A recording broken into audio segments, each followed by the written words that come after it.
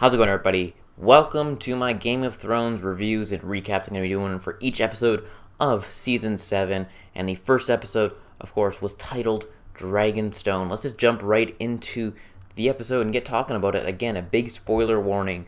If you've not seen this, I'm going to be talking about everything that happened in this episode. You have been warned. So we start things off with the cold open. It was a little weird. The HBO logo came up, and then we cut right to the action. There was no Game of Thrones theme, and I was like, what the heck is going on? I don't like this. But we cut to the Freys, and everybody's eating dinner, and I'm like, oh, Walder Frey's there. Obviously, he's dead, so that must be Arya. And we see him do the speech. He tells everyone to drink the wine. Tells the one beside him, hey, don't drink the wine. You don't deserve wine. Actually trying to save her life. And we see her slaughter about 50 or so people. Good job, Arya. That was a way to open the episode. Set the tone for the season and what's to come. The episode as a whole, I'll just start off by also saying, not the most action-packed, not the most things happening, except for this scene, obviously, but it really just set the tone for where everyone is going to be, and where everyone's going, and where everyone's heading. And let's just stick with Arya's storyline, and also you hear someone singing, she's riding her horse, and if it's Ed Sheeran. It's Ed Sheeran. A little bit of a weird one. I don't know if I like the cameo or not, just because he's like, oh, what are you singing? Oh, it's a new song. It's kind of funny. It's cool if you know what it is. I don't know if, say, you didn't know who Ed Sheeran was and what he looked like. I don't know if you would be so taken aback by it. You might not even notice it. I'd have to ask someone who had no idea who that was. I haven't spoken to anybody yet about that. But overall, I really like the scene because it kind of shows that these soldiers, not everyone's bad. Not everyone is this evil person. These guys have families. They just want to go home. They're tired of being out on the road. They just miss their family life. And when Arya's like, oh, where are you going? Where are you going? Oh, I'm going to King's Landing. Why? I'm going to go kill the queen. They think it's a joke, of course. Great moment there. I don't know if she's going to tag along with these soldiers any longer, if it's a one-episode thing where they just show up and stuff like that. I'm not too certain just yet. I feel like it's probably just going to be this one episode because Ed Sheeran was the cameo in that. But we'll have to see going forward. Then we have everything going on up north. Let's start way north with the Night's King. The Night's King is coming.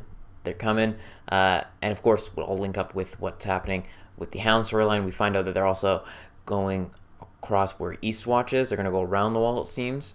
At least that's from what my understanding is. And who's going to Eastwatch is Tormund. I know I'm jumping around multiple storylines.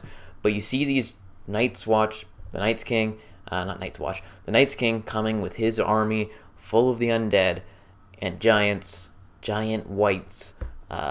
It's awesome. It's cool. It's kind of terrifying if you're on the good guy side, but it's cool to see, and I can't wait to see those things in action. It's going to be amazing. Hopefully we get to see a little bit of a taste of that at least this season. Then we also see Bran. He comes through the wall. You see Ed open the gate, says, hey, who are you guys? He's like, I'm Brandon Stark, or I'm Mira Reed. This is Brandon Stark.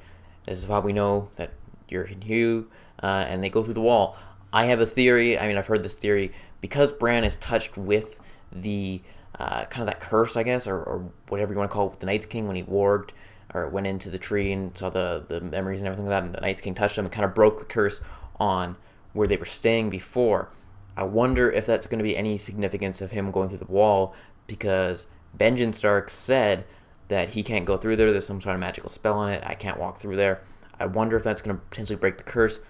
We'll have to wait and see. Then at Winterfell, you get Jon Snow leading the way, actually being a really good leader. I was hesitant on Jon Snow's leading ability. I know he did pretty good with Night's Watch, but just as a leader of Winterfell, and Sansa even says, like, hey, you're a good leader in the later on conversation.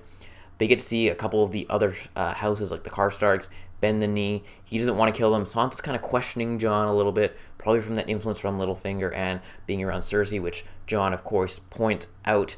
But you see that pushback from Sansa, and I really hope Sansa doesn't turn on Jon. I think she's on to Littlefinger. She knows Littlefinger wants her, basically. There might be some other motives in there as well. But we see her just kind of get onto Littlefinger's level. We know what Littlefinger's up to. But of course, Lady Mormont, again, probably stealing the show with her great speech, and just saying, like, of course, all the girls need to fight. Everyone needs to fight. Boys, girls, men, women. We're all here for you. And I want to see more Lady Mormont. I want to see her in action. I want to see her kick some ass. And of course, like I said, you see Tormund. He's going to be sent with the wildlings up to protect Eastwatch by the Sea. But I think that's where the wildlings are coming, or not the wildlings. I think that's where the Night's King and his crew are coming. So it's going to see probably an action sequence revolving around that. So that'll be pretty sweet and scary for Tormund because he's become one of my favorite characters. The way he looks at Brienne is still hilarious. Does it again in this episode, and just very amusing. Then down south at the Citadel, we have Sam reading books, but not exactly. That's all he's doing. He's kind of the young one on the team, so he's cleaning up everything. He's stocking books. He's cleaning out the washrooms, and we had I feel like Game of Thrones has never really done a montage. Again, it was a little strange again seeing this montage type scene, but a very good scene with Sam. You kind of see him again with his family life, trying to balance that. He goes in and steals some books. Hopefully, doesn't get in trouble for it. Sam, watch out! Don't get in trouble. Of course, we have Professor Slughorn there playing the other Archmaester, where he was cleaning out the body and everything like that. I recognized him. I couldn't quite pinpoint it at first. I'm like, I recognize that voice. I hear that voice. I'm like, it's Harry Potter. That's where I know him from. But you get to see that whole sequence go down, and of course to cap it all off, he's walking through, taking out the lunch, or was it the crap again? Who knows? And you see someone reach out to try to grab him. Don't grab him on the skin, Jorah, because again, it's Jorah. We hear that voice. He's like, has a dragon queen come by, and it's Jorah. He's hopefully trying to get help, getting that grayscale fixed.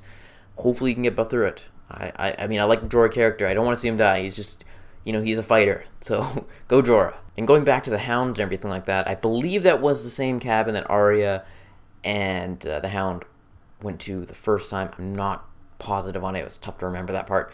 But you see them go to that cabin, and with the Brotherhood of the Banners, you got Thoros of Myr and Beric Dondarrion, and basically he tells him, Hound, you gotta look in the flames. This is what we're all talking about. And he actually sees the wall, and he sees the dead going to Eastwatch, going around the wall. Is that in the future? Is that in the past? Is that in the present?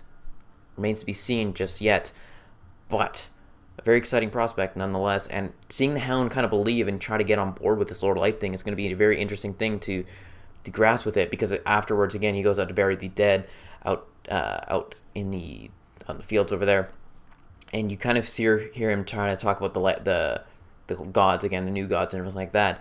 Not quite the Lord of Light stuff yet, so it's going to be interesting to see if he comes around and changes religion all around, based off of what he's just seen in the flames. Then at King's Landing, we finally get the first confrontation after Cersei destroyed the Sept in one of the best scenes ever. Basically, the conversation between those two, and kind of talking about how, like, Tommen died. Like, don't you care about that? And she's like, he's dead now. He was a weak king. And Jaime's kind of like, what are you talking about? Like, this is my son, technically speaking. Like, all our kids are dead now. And he's like, well, now I have you, and that's all that really matters to me. And so I'm going to rule the kingdom. And of course, Cersei is saying that she has enemies into the north, west, east, south, and the only one they can team up with is the Greyjoys, or at least the majority of the Greyjoys, because Euron is leading the ships in, comes to King's Landing, and basically tries to negotiate I thought there were going to be like a marriage proposal there, but that was not the case, and Euron is basically going to go and return a favor to pledge his allegiance, and I believe, I don't know, he's either going to try and kill a dragon, which would link up to potentially some book theories and whatnot, or he's going to try and, I think, this is my first thought thinking in my mind, he's going to try and get like Tyrion's head, be like, hey, here's proof, I'm on your side. So that will be interesting to see, the probably sea battle that will occur between the Greyjoys and Dany's fleet. And speaking of Dany's fleet, we get her finally arriving at Dragonstone. She touches down, she touches the sand, like the shot here behind me, and we get to see her finally arrive home at Dragonstone. She goes in there. It's a long walk. There's it's like Great Wall of China there, walking up the whole wall there, and she arrives in there. She brings down Stannis' banner, her old banner, and walks in there, sees the whole map, and basically sees the throne. Tyrion's there with her, Missandei, Grey Worm, they're all there, Varys, and basically it's time to get to work, and that's kind of where the episode ends, and basically set the tone for the rest of the season, where everyone is, where everyone's going, what the battles are probably going to be, and it's an exciting prospect because we only got 6 episodes. We don't have time for much more of this setup type stuff. They've said this season's going to be a very quick-paced season, so let's get to work, basically, and I cannot wait for next week's episode. Super excited to see what they go on next. What I'm most looking forward to is probably, I'm interested in the Knights, the Knights King stuff with him and Tormund and everything like that. I'm very interested to see where that goes. especially based on the trailers that we've seen earlier this year. And of course, I'm also excited to see Dany finally confront with someone that she hasn't before, whether that be a Cersei or a Jon Snow, if that ever does happen, which will be pretty sweet. Also, Jon getting that letter again from Cersei saying like, "This is what's happened. You got to pledge the knee." Cool moment. But yeah, really liked the first episode. Again, nothing too mind blowing other than the opening sequence, but a very exciting things could happen along the way that I'm super pumped for. Again, be sure to like this video and subscribe to my channel for more videos each and every week. Game of Thrones, probably every Monday I'll be trying to get a review up for you guys. That is it. Hope you guys enjoyed this. Again, let me know what your thoughts are in the comment section below, and I will talk to you all later.